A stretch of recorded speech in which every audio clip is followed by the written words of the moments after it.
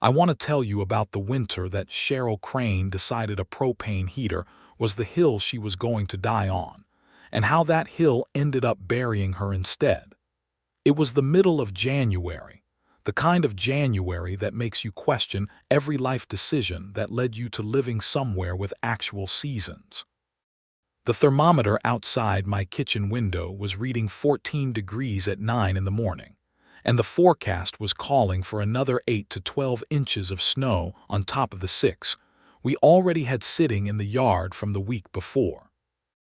The roads in our neighborhood, Pinecrest Commons, looked like someone had draped white carpet over everything, and the only people moving around out there were the dedicated dog walkers bundled up like Antarctic explorers, and one absolutely unhinged neighbor 2 houses down who was already out shoveling his driveway in shorts. I will never understand that guy. My name is Craig Wells. I have lived in Pinecrest Commons for going on 7 years now. It is a decent neighborhood, the kind of place with mature trees and kids riding bikes in the summer and neighbors who actually wave when you drive past. But like most neighborhoods with even a hint of organization to them, we had an HOA. Pinecrest Commons Homeowners Association, and the HOA was, for the most part, tolerable. The rules were not outrageous. You kept your lawn cut. You did not park broken-down vehicles in the driveway for months on end. You did not paint your house neon green. Fine. I can live with that. What I could not always live with was Cheryl Crane. Cheryl was on the HOA board. She had been on it for as long as most people could remember, serving as the Compliance and Standards Chair, which is one of those titles that sounds official but really just means she was the person authorized to walk around the neighborhood looking for things to complain about. She was somewhere in her mid-50s, wore her hair in a tight bun that seemed to get tighter with each passing year like it was somehow reflecting her personality, and she drove a white SUV that she used to cruise the streets on weekends with a clipboard on her passenger seat. I am not making that up. An actual clipboard. People joked that she had a Google Maps route. She ran through the neighborhood and ticked off properties one by one. Given everything I eventually learned about her, I am not entirely sure it was a joke. Now, to be fair, I had dealt with Cheryl before. Nothing dramatic. A notice once about my recycling bin being 6 inches too close to the curb the morning after pickup. A reminder one spring that my fence needed repainting, which fine it did. Minor stuff. I paid the fines when I got them, did the work when it was needed, and moved on. I figured that was the deal. You live in an HOA community, you play the game, you do not let it consume your life. But this January thing was something else entirely. Let me back up to November because that is actually where this whole thing started. Pinecrest Commons sent out its annual winter living guide in early November. It came in the mail, which I thought was already a little formal, but there it was, a 12-page booklet with the HOA logo on the front, and a photo of the neighborhood in snow that I was pretty sure they took from someone's Instagram without asking. The guide covered everything from snow removal timelines to holiday decoration guidelines to approved heating equipment for outdoor spaces. That last section was the one that would eventually ruin a perfectly good Tuesday for me. I read the guide when it arrived. I want to be clear about that. I actually read it. The outdoor heating section said that propane heaters used on patios, decks, or other outdoor residential spaces within Pinecrest Commons must conform to one of 3 approved styles listed in Appendix B at the back of the booklet. There was a mushroom-style tower heater, a tabletop model, and something they were calling a patio pyramid design. Each one had a small photograph and a note about the maximum BTU output allowed. The guide said any heater not matching one of these approved styles would be considered a violation and subject to fines. I flipped to Appendix B, looked at the 3 styles, and nodded to myself. Then I went to my basement and dug out the box my propane heater had come in the previous fall. I had bought a nice stainless steel mushroom-top tower heater, exactly the kind that matched the first photo in Appendix B, 46,000 BTUs, commercial-grade burner, the kind that actually keeps you warm when you are sitting on a frozen deck, instead of just providing the illusion of warmth. I had bought it specifically because I planned to use my back patio in the winter. I like being outside. Even in the cold, with coffee, it is a whole thing. Looking at the box, looking at the photo in the guide, I was satisfied. Mushroom top tower style propane, checked every box. I put the guide on my kitchen counter, made a mental note that I was in compliance, and went on with my life. Fast forward to the second week of January. The snow had been coming down steadily for 3 days, which had caused a whole cascade of problems in the neighborhood. 2 streets over there was a fender bender on the ice that had everyone rerouting through our street, so there was way more traffic than usual grinding through the slush. Half the driveways on my block had ice patches at the ends from the snowplows, pushing freezing slush up against the curbs. One of my neighbors, Dave, was out every morning at 6 chipping at his driveway with a metal bar because his snowblower had thrown a belt and he was waiting on a replacement part. It was just one of those winter stretches where everything is slightly harder and slightly more annoying than it needs to be. I had been using my patio heater regularly during this stretch, which, honestly, was the whole reason I owned it. I would go out back in the morning with my coffee, fire up the heater, and sit in my outdoor chair with a blanket while everything around me was white and still. It was my version of peace. The heater warmed up the area around my little patio seating set up nicely, and I had even had my neighbor Tom over a few times for beers on the weekends. We sat out there in winter jackets with the heater going, and honestly it was a pretty solid setup. That was apparently visible from Cheryl Crane's kitchen window. I did not know this at the time. What I knew was that on a Tuesday morning, I found a printed notice rubber-banded to my front door. Not in my mailbox, not slid under my door, rubber-banded to the door handle in a clear plastic sleeve like she carried sleeves around with her specifically for this purpose. The notice was on official Pinecrest Commons HOA letterhead, and it read in part that my outdoor propane heating unit had been observed and determined to not be of the approved style as listed in the Winter Living Guide, specifically Appendix B, and that I was therefore in violation of Section 4.7 of the HOA Residential Standards Code, and that I had 14 days to remove or replace the non-compliant unit or face a fine of $150, with an additional $50 per week for continued non-compliance. I stood on my front porch in my slippers in the freezing cold reading this notice twice, then a third time. Then I said something out loud that I will not repeat here, went inside, got the Winter Living Guide, flipped to Appendix B and looked at the first photo again. Mushroom top tower heater, stainless steel finish, that was what I had. I walked out to my backyard through the snow in my slippers, which was a decision, and looked at my heater. Same thing. Mushroom top, tower style, stainless. I called the HOA office. It rang 4 times and went to voicemail. I left a message explaining that I had received a notice, that I believed I was in full compliance with Appendix B of the Winter Living Guide, and that I would appreciate a callback to discuss. I left my name and number twice. Nobody called me back. 2 days later, I got a second notice. Same plastic sleeve, same rubber band on the door handle. This one said my violation had been confirmed upon second observation, and that the fine period would begin in 12 days rather than 14 as previously stated. Also in the notice was a line I had not seen before, a note that said the HOA board reserved the right to escalate non-compliant cases to formal proceedings if not resolved in a timely manner. I did not know what formal proceedings meant in the context of a neighborhood HOA, but it had an ominous ring to it that I did not appreciate. This time, I went online. I found the HOA's official website, which was slightly embarrassing from a design standpoint but functional, and I downloaded the most recent version of the Residential Standards Code. Section 4.7 covered outdoor heating equipment. I read every sentence. It referenced the approved styles as listed in the current Winter Living Guide. That was it. No additional specifications. No manufacturer requirements, no dimensional charts, just approved styles as listed in the current guide. I looked at the guide again. I looked at my heater again.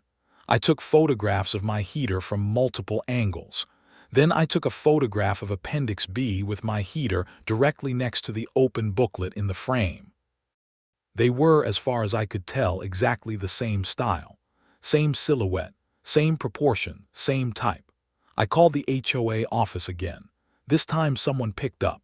It was not Cheryl, it was a woman named Patris who answered calls part-time for the board and clearly wanted nothing to do with whatever my situation was.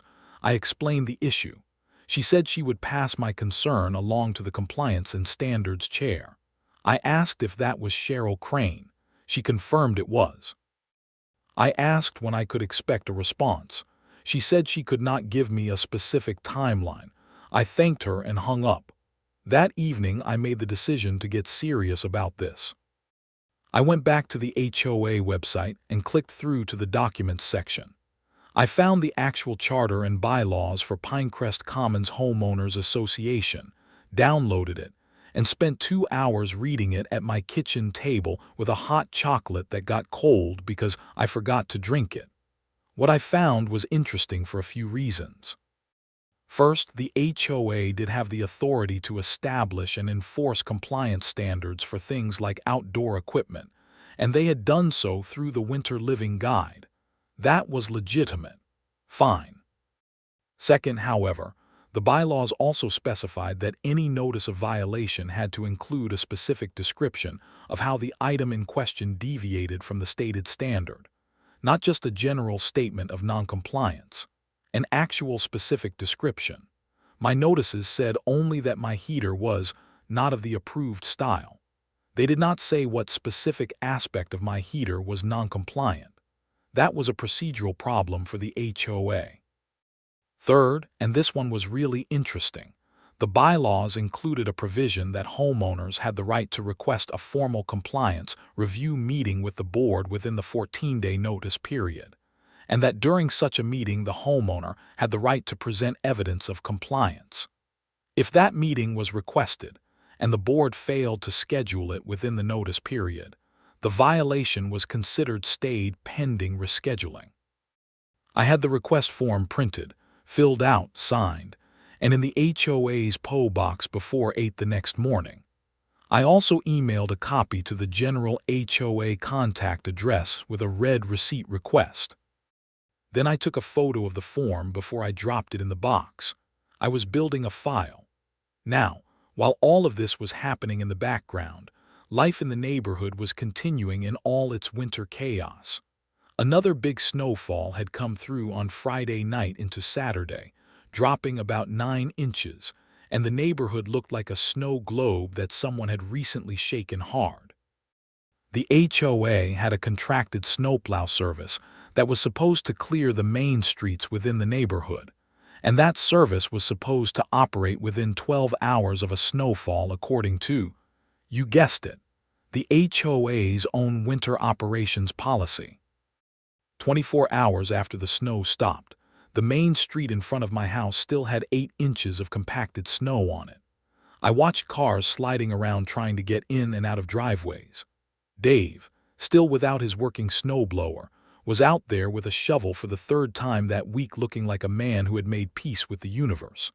I cleared my own driveway and the sidewalk in front of my house, but the street itself was a mess. I looked up the HOA winter operations policy online. There it was, contracted service within 12 hours of snowfall end. I checked the timestamp on weather reports for when the snow had ended. Then I looked at the clock. The HOA was in violation of their own policy. I documented it. Photos with timestamps, screenshots of the weather report, a note with the timeline. I was starting to understand that documentation was going to be my best friend in this situation. The compliance review meeting was scheduled for the following Thursday evening at the HOA community room, which was a small beige room attached to the neighborhood's shared amenity building near the entrance. The room had folding chairs, a projector screen that was always slightly crooked, and fluorescent lighting that made everyone look vaguely unwell. I had been to one HOA meeting in this room before, years earlier, about a proposed fence height change, and it had been deeply boring. This one I was actually looking forward to. I showed up at 7 on the dot. I had a folder with me. Inside the folder I had the following things, organized with tabs. A copy of the Winter Living Guide open to Appendix B. Photographs of my heater from 6 angles. A photograph of the heater next to the open guide showing the visual match. A printout of Section 4.7 of the Residential Standards Code with the relevant lines highlighted. A printout of the bylaw provision requiring specific deviation descriptions in violation notices. The violation notices I had received, and my original compliance review request form with the date stamp. I also had on my phone, in a photo album I had labeled HOA documentation, because I am apparently a person who does that now, the photos and timestamps of the unplowed street from the weekend. There were 3 board members at the table when I walked in. One was a quiet older man named Gerald who I recognized from previous meetings, and who, it was generally understood by most residents, served mainly as a warm body to fulfill the quorum requirements. One was a woman named Patricia Olson, who handled the financial side of things, and who seemed, to her credit, like someone who actually had her head on straight. And then there was Cheryl Crane, seated in the center chair with a folder of her own, a bottle of water, and an expression on her face like she had already decided how this was going to go. I sat down in the folding chair across from the table and put my folder in front of me. Cheryl opened with a little summary of the situation, reading from her notes in a tone that I can only describe as rehearsed authority. She said that her observation of my property had revealed a propane heater that was not consistent with the approved styles listed in the HOA Winter Living Guide. She said the HOA took outdoor safety standards seriously and that all residents were expected to maintain compliant equipment. She looked at me over the top of her glasses when she finished. I had not said a word yet. I said calmly that I appreciated the HOA's attention to safety and that I agreed all residents should maintain compliant equipment, which was why I had brought documentation proving that my equipment was, in fact, compliant. I opened my folder and slid a copy of the photos across the table, along with a copy of the open guide to Appendix B.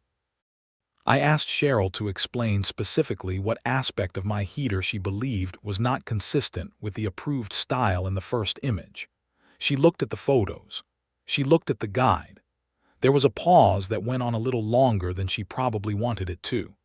She said that the photographs were, in her assessment, not fully conclusive, and that her in-person observation of the heater had led her to believe it did not conform. I asked her to describe, specifically, the characteristic of my heater that did not conform. I referenced the bylaw provision that required violation notices to include a specific deviation description, and I slid a highlighted copy of that bylaw section across the table. Cheryl picked it up, read it, put it down. Patricia Olson cleared her throat quietly. Cheryl said that the heater's dimensions were not matching the approved style. I said I was happy to discuss dimensions, but pointed out that the Winter Living Guide's Appendix B contained no dimensional specifications whatsoever, only style photographs. I slid a copy of the full Appendix B page across. No dimensions listed anywhere on it, just photos and a brief description of each style type. There was another pause. Gerald was looking at the ceiling. Cheryl shuffled her papers and said that the manufacturer of my unit might not be one of the manufacturers the HOA had in mind when they developed the guide. I said, politely but firmly, that the guide contained no manufacturer restrictions, only style restrictions, as written in both the guide and in Section 4.7 of the code, which I had also brought. I slid that across too. Patricia Olson looked at Cheryl and asked, quietly but audibly, whether the guide actually included manufacturer specifications anywhere. Cheryl said that was the intent. Patricia said the intent was not what was documented. Gerald looked like he was considering taking a nap. I said that based on the evidence, I believed my heater was fully compliant with every written standard in the HOA's own documentation, that the violation notice was procedurally deficient because it failed to provide a specific deviation description as required by the bylaws, and that I was requesting that the violation be formally dismissed and removed from my record. Cheryl stared at me for a long moment. I could see the gears turning. She was trying to find a way out that did not involve admitting she was wrong, and she was not finding one, at least not in real time. She said she would take the matter under advisement and that the board would issue a written response within 5 business days. I said that was fine, and that I also wanted to flag, while I had the board's attention, the HOA's failure to plow the main street within the 12-hour window required by the winter operations policy following the most recent snowfall. I pulled out my documentation on that and slid it across. Timestamps, weather data, photos, the whole thing. Patricia Olson picked that one up and actually started reading it carefully. She looked up at Cheryl. Cheryl's expression did not change exactly, but something behind her eyes shifted. I said I was not there to be adversarial. I was just asking for consistency. If the HOA was going to cite residents for noncompliance, it seemed reasonable that the HOA itself should also operate within its own standards. I said it in the most reasonable tone I could manage, which I will admit was not entirely natural given that I was quietly furious. The meeting ended shortly after that. No ruling, no resolution, just a promise of a written response in 5 business days. I drove home, made dinner, and sat at my kitchen table with a beer feeling like I had played that about as well as I could have. The 5 business days came and went without a written response. On day 7, I sent a formal written inquiry to the HOA asking for the status of the board's response to my compliance review. I sent it by email with red receipt and by certified mail to the HOA's registered address. On day 9, I got a letter. The letter did not dismiss the violation. What it said, and I want to make sure I get this right because it was genuinely remarkable, was that the board had reviewed the matter and determined that while the style of my heater was broadly consistent with Appendix B, the finish of my unit, specifically the stainless steel finish, was not in keeping with the aesthetic harmony of the neighborhood, and therefore constituted a violation of the General Aesthetic Standards Clause in Section 8.2 of the Residential Standards Code. I want to let that sink in. They lost the style argument, so they switched to an entirely different section of the code about general aesthetics, mid-process, after the violation had already been issued and reviewed. I looked up Section 8.2. It was indeed a real clause. It said that exterior modifications and additions to residential properties should be consistent with the general aesthetic character of the community. It was written broadly, which appeared to be intentional, and it was the kind of catch-all provision that could theoretically be applied to almost anything if someone wanted to stretch it. I thought about that for a while. Then I made a list of every outdoor structure, piece of furniture, and piece of equipment I could recall seeing in neighbors' backyards.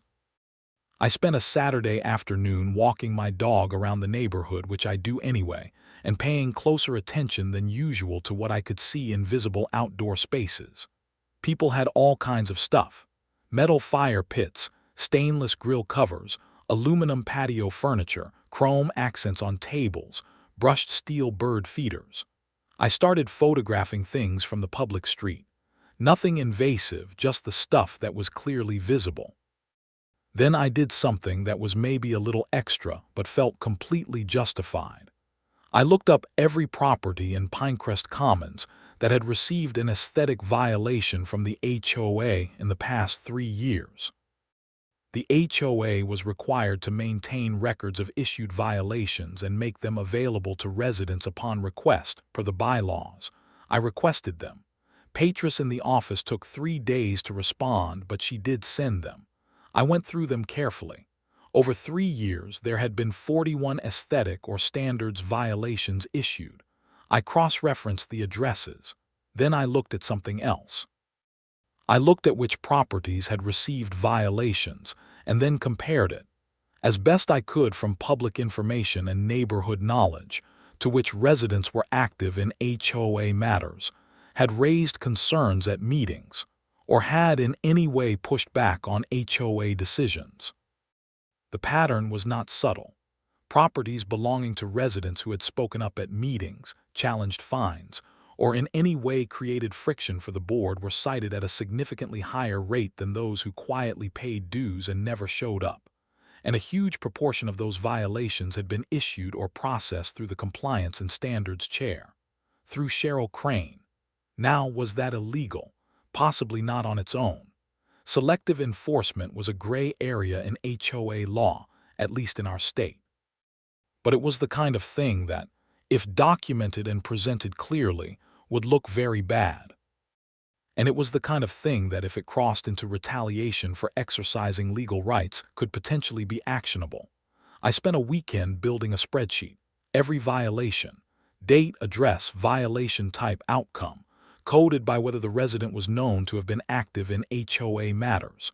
It was genuinely revealing when you laid it all out. I color-coded it. I am a project manager by profession, so this kind of thing comes naturally to me. Some people weekend cook. I apparently build HOA violation spreadsheets in January. Different strokes. In parallel, I had been talking to some neighbors, not organizing anything, just having conversations. I mentioned what was happening to Tom, who had been over for beers on the patio heater in question, and thought the whole thing was absurd.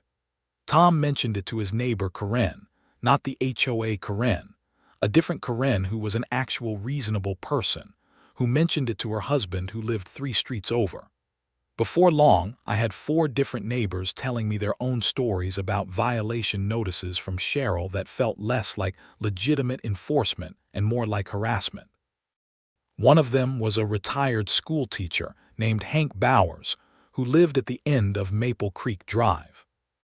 Hank had received a violation 3 winters ago for an outdoor lamp post that Cheryl claimed was not the approved style. Hank had paid the fine because he did not want to deal with it, but he still had all his paperwork. His lamp post was the exact same model that 3 other houses in the neighborhood had without any violation notice. He had never made the connection until I mentioned the selective enforcement angle. Another was a young couple, the Garcias, who had moved in about 2 years ago and had gotten a violation within their first month for a garden feature in their front yard that Cheryl had deemed inconsistent with community aesthetics. They too had paid and moved on. When I looked at the violation record, their address had 6 violations in 2 years. 6. For a property where the homeowners were quiet, pleasant, kept the place immaculate, and had never once attended an HOA meeting or pushed back on anything. I could not make sense of it until I talked to them and found out that their house was directly across the street from Cheryl Crane's house. That one sat with me for a while. Because if Cheryl was using her position to harass neighbors she had personal grievances with, or just neighbors she could see from her window, and decided to pick on, that was a different category of problem than ordinary HOA overreach. That was potentially abuse of authority in a way that could create real liability for the HOA and for Cheryl personally. I talked to a lawyer. Not a big dramatic thing, just a consultation with a real estate attorney I found through a colleague who specialized in HOA disputes. I laid out the whole situation, the switched violation grounds, the procedural deficiency in the original notice, the pattern of enforcement, the Garcia situation. The attorney said a few things that I found useful. She said the switching of violation grounds mid-process was actually a significant procedural problem. If a notice cited a specific provision, and that provision was later determined to be inapplicable, issuing a new basis for the same violation without a new notice and new notice period was likely not valid under the HOA's own bylaws. I would have grounds to challenge the amended violation just as I had challenged the first. She said the pattern of selective enforcement, while not automatically illegal, could support a civil claim if it could be shown that enforcement decisions were made for improper reasons, including personal animus or retaliation. That was harder to prove but not impossible, especially with the documentation I was building. She said the Garcia situation was worth looking at more carefully. 6 violations in 2 years, for a property directly across from the compliance chair, with no apparent legitimate basis for most of them, was the kind of thing that could look like harassment in a legal context. I asked if there was anything that could rise to the level of actual criminal conduct. She said that HOA board members abusing their authority typically stayed in the civil realm, unless there could be shown some kind of fraud or theft. For instance, if fines collected had not actually gone to the HOA's designated accounts, but somewhere else. She said that would be very rare and very serious, and she was not suggesting it was happening, just noting where the line between civil and criminal would be. I filed that away in the back of my mind and went home. Now, here is where things took an unexpected turn. I had been talking to the Garcias more frequently as this all developed, and on a Wednesday evening in late January, Maria Garcia came to my door in a state of agitation that I had not seen from her before. She was a measured, calm person generally. This was different. She said she had been going through her bank records because she was doing their annual financial review, and she noticed something strange. The HOA fines she had paid over the past 2 years had been paid by check, made out to Pinecrest Commons HOA as instructed. Standard.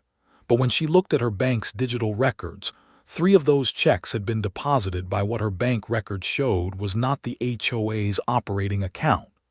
They had been deposited by an account she did not recognize. She had called her bank and asked for details. They could not share account holder information directly, but they confirmed that the account the checks had cleared through was not the same account as other payments she had made to the HOA, including her dues. That was not supposed to happen. I called my attorney the next morning. She said that if checks made out to the HOA were being deposited into a different personal account, that was potentially check fraud. She said we needed to get that information formally documented and potentially in front of law enforcement. She helped me understand the right process, which involved the Garcias filing a formal complaint with local police and providing their bank records, and simultaneously, the HOA's general membership having the right to request a financial audit of the association's accounts. The Garcias filed the police report. That same week, I formally requested a financial audit on behalf of myself and 4 other co-signing residents, which was the minimum required under the bylaws to trigger a mandatory audit review. I had the signatures from Tom, Hank Bowers, and 2 others within 24 hours. Cheryl Crane found out about the audit request before the end of the week. I know this because she appeared at my front door on a Friday evening. I opened the door and there she was on my porch, no clipboard for once, in a heavy winter coat, her breath making clouds in the cold air. She looked, for maybe the first time since I had known her, like something had shaken her composure. She said she wanted to discuss the escalating situation and suggested that perhaps there was a way to resolve everything amicably. She said the violation on my heater could be dismissed if I was willing to withdraw the audit request. I want to be very clear about what she just said to me. The compliance and standards chair of my HOA just stood on my porch in 14-degree weather and offered to make my violation go away if I would stop asking questions about where the money was going. That was not amicable resolution. That was something else entirely. It had the smell of someone who was scared and trying to do damage control. I said nothing for a moment. Then I thanked her for stopping by, told her that the audit request had already been filed and that I was not in a position to withdraw it, and wished her a good evening. I closed the door. Then I immediately called my attorney and described every word of the conversation. She said I should document it in writing immediately, which I did, with a timestamp and everything I could recall Cheryl saying. She said if the audit revealed what it sounded like it might reveal, that documentation of Cheryl's offer would be very relevant. The police investigation moved faster than I expected, honestly. The Garcias had clean, clear bank records, and the digital audit trail was apparently straightforward once investigators got the financial institution to cooperate with a formal request. Within 3 weeks of the report being filed, local police executed a search warrant at Cheryl Crane's home. I found out about it the way most of the neighborhood found out, which was that several people saw the police cars in front of Cheryl's house on a Thursday morning and word spread quickly. By the afternoon, there were texts flying around the neighborhood group chat. By evening, Tom was at my door wanting to know everything I knew, which at that point was not much more than anyone else.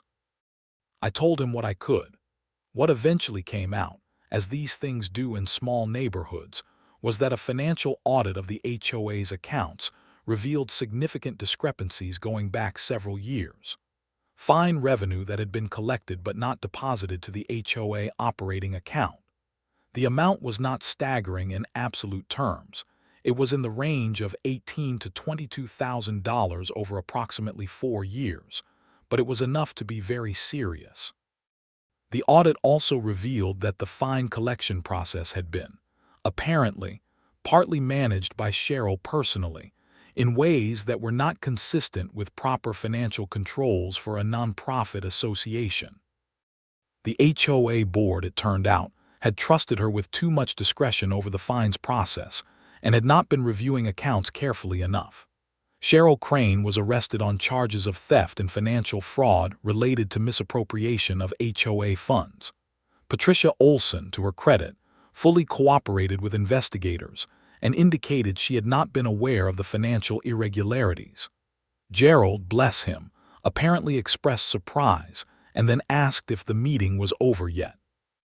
The HOA board was temporarily suspended pending a review, a process governed by the state's HOA oversight framework that got triggered when a board member was charged with financial crimes related to the association.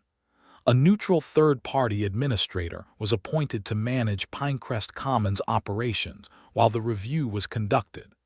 My violations. Both of them, the original style violation and the follow-up aesthetic one, were formally dismissed by the interim administrator within the first week of her appointment. She looked at my file for about 10 minutes, she told me later, and said it was pretty clear the violations had no legitimate basis.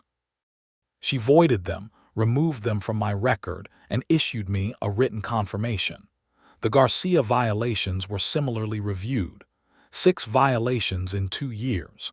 The interim administrator looked at each one individually. She found that 4 of the 6 had no documented basis in the standards code and appeared to have been issued arbitrarily. Those were dismissed. The remaining 2 had some technical basis, but had been assessed at elevated fine amounts that were not consistent with the standard fee schedule. The Garcias were issued a partial refund for the overpayment. Hank Bowers got his lamp post violation voided too. Turned out there was no actual standard in the code requiring a specific lamp post style in outdoor spaces, just a vague aesthetic provision that had apparently been applied selectively to him when the 3 identical lamp posts in the neighborhood had never been cited. The interim administrator also discovered, as she audited the violation records, that a number of the fines collected under Cheryl's tenure had never actually been properly invoiced to residents. There were cases where residents had paid fines in response to notices, and those payments had cleared through accounts that could not be traced back to the HOA's books. The financial investigation expanded accordingly. In February, with the snow still heavy on the ground and the roads still icy and the whole neighborhood in the particular quiet that deep winter brings, we had a community meeting. It was not an HOA meeting exactly, since the board was suspended. The interim administrator organized it as an information session. It was held in the community room, the same beige room with the crooked projector screen and the fluorescent lighting, and it was more packed than any HOA meeting I had ever seen. Folding chairs were full, and people were standing along the walls. The interim administrator walked everyone through what had been found, what was being done about it, and what the path forward looked like. She was clear, direct, and did not sugarcoat anything. The neighborhood deserved straight answers, and she gave them. Residents were angry, understandably. Some were angry at the HOA as an institution. Some were specifically angry at Cheryl. A few were angry that this had gone on for years without anyone catching it, including some board members who should have been providing oversight. That anger was valid. Patricia Olson attended the meeting and addressed the room directly, acknowledged that the financial oversight had been inadequate, and committed to full cooperation with the review process. Gerald was not there. Nobody seemed particularly surprised by that. A few people came up to me after the meeting. Some I knew, some I did not. A couple of them said variations of the same thing, something like I knew something was off for years, but I just paid and tried to forget about it. That was the part that stuck with me most. How many people had just quietly absorbed the fines and the notices and the sense that Cheryl was always watching and always looking for something to write up, and had just never pushed back because it felt easier. How many people had not had the time or the energy or the inclination to go through what I went through? Most people, probably, and Cheryl had counted on that. There was something satisfying about being the person who, through a combination of stubbornness and a genuine love of documentation, had been the loose thread that unraveled the whole sweater. I did not go in looking to be that person. I just wanted to use my patio heater in the winter without getting a fine for it. But sometimes the right amount of pushback at the right moment turns into something bigger.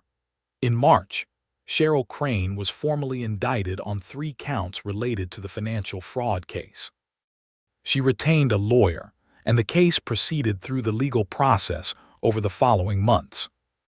I will not pretend I know every detail of how it ultimately resolved, but she was not acquitted. A plea arrangement was eventually reached, and she was ordered to make restitution to the HOA, which actually put meaningful money back into the community account, and she received a period of supervised probation. She resigned from the HOA board as part of the legal process, which was about the most obvious outcome imaginable. The HOA itself was restructured. New bylaws provisions were added for financial oversight, specifically requiring dual signatures on accounts, quarterly financial reports reviewed by the full board, and an annual independent audit. A new board was elected in the spring. Patricia Olson stayed on and took a more central role in governance. 3 other residents who had never served on the board before ran for seats and were elected. Tom, my neighbor and patio heater beer companion, was one of them. He said he figured if he was going to spend this many hours talking about HOA drama, he might as well be on the board. Fair enough. The Winter Living Guide was revised the following November. The section on outdoor heating equipment was significantly cleaned up. The approved styles were still there, because honestly, having some standards is not inherently unreasonable, but the descriptions were more precise. Each approved style now had clear written criteria, not just a photo.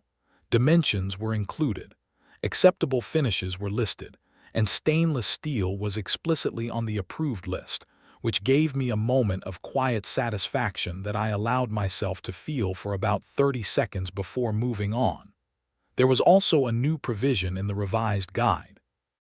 Any violation notice issued for outdoor equipment had to include a specific written description of the deviation from the applicable standard, with reference to the exact criterion being violated. That provision was added because the interim administrator had recommended it, partly based on the procedural documentation I had put together for my compliance review. I saw my own argument, the one I had made in that beige room with the crooked projector screen, reflected back in the official HOA policy. That felt like the right kind of full circle. By the time the following January rolled around, Pinecrest Commons was a different place. Not dramatically different, not some utopia, still a neighborhood with normal neighbor friction and occasional disagreements about things that honestly do not matter much. But the underlying dynamic had shifted. The new board operated transparently. Meeting minutes were posted online within a week of every meeting. Financial reports were accessible to all residents. Violation notices had to be properly documented, and there was a general sense that the board was there to serve residents rather than police them. I still had my patio heater. I used it right through that next winter, firing it up on cold mornings with my coffee, hosting Tom for beers on the weekends when the deck was covered in snow, and the heater was pumping out warmth against the cold air. It was exactly what I had bought it for. A simple pleasure that I had always been entitled to and that had, absurdly, nearly cost me $150 a week because one woman with a clipboard and too much time, and apparently a serious financial crime running in the background, had decided it offended her somehow. The heater was the same one, by the way. Stainless steel mushroom top, 46,000 BTUs, compliant with every standard in the revised Winter Living Guide. I had not replaced it. I had never needed to. It had been right all along. There is something about winter that makes certain conflicts feel sharper, more immediate. Maybe it is the closed-in feeling of the cold, the way the season limits your movement and keeps you closer to home.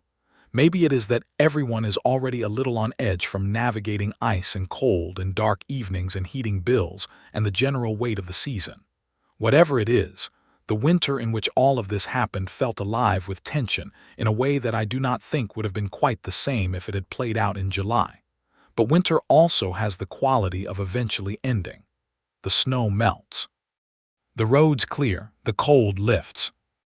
And things that felt enormous in the dark, and the ice sometimes look different once the ground thaws and there is green coming up, and the neighborhood children are out on bikes again. The things that genuinely mattered, like financial integrity and fair treatment and the right to sit on your own patio with a functioning heater on a cold morning, those do not shrink with the season. But the petty things, the manufactured grievances, the power trips dressed up as community standards, those melt with the snow. And they should. I think about what would have happened if I had just paid the fine. Not even once, just the first time, right at the beginning, in November when the guide came out and I had my heater and figured I was fine. If Cheryl had knocked on my door or sent a notice and I had just written a check and dropped it in the mail, I would never have looked closely at the bylaws. Never would have made the request for a compliance review. Never would have sat in that beige room and made Cheryl try to articulate what was actually wrong with my heater. Never would have looked at the pattern of violations across the neighborhood. Never would have talked to the Garcias. And Maria Garcia might not have gone back through her bank records and found those discrepancies for a long time, maybe never, while Cheryl kept moving money out of the community account and into whatever account those checks were being deposited into. Sometimes the small fights are connected to the bigger ones in ways you cannot see from the outside. Sometimes a $150 fine for a patio heater is actually the lid on something much uglier. And sometimes the right response is to refuse to just pay and go away, to read the fine print, to take the photographs, to show up to the meeting with your folder, and to make the people on the other side of the table account for themselves. I am not naturally a confrontational person. I want to be clear about that. I would much rather have used my heater all winter and never given it a second thought. But there are situations where not pushing back is itself a choice with consequences, not just for you, but for the people around you who do not know yet that the fight is worth having. Hank Bowers told me at the spring community gathering, the first one under the new board, that he was glad I had not just paid the fine. He said it was the first winter in 3 years he had not gotten a violation notice, and that his lamp post looked exactly the same as it always had. He said he had been half considering selling his house and moving just to get out from under the HOA pressure. He was laughing when he said it, the relieved kind of laughter that has a little leftover tension in it, and I understood exactly what he meant. The Garcias put a new garden feature in their front yard that spring. It was beautiful, honestly. Painted ceramic pots with early flowers in them, arranged along their front walkway. Maria sent me a text with a photo of it and a short message that said, "Try and cite me." I laughed out loud at my kitchen table. Tom came over for beers on the patio sometime in late February, when winter was still fully in charge but starting to get tired, the way February winter gets when it knows its time is running out. The heater was going, making its low hiss and throwing heat out in that comfortable radius, and we sat in our winter jackets with cold cans in our hands and watched the last of the day's light fade behind the tree line. The neighbor's yard was still thick with snow.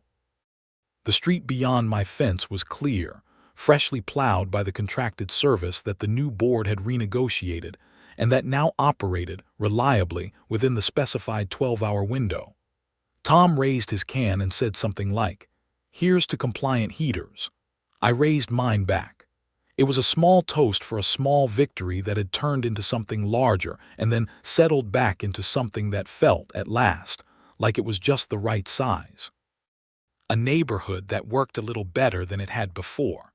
A community that knew a little more about its own rules. A patio heater doing exactly what it was always meant to do, keeping the cold off, making the outside habitable, turning a January evening into something you could actually sit in and enjoy. 14 degrees outside.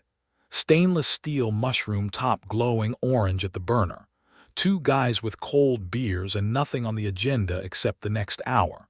Fully compliant, fully earned.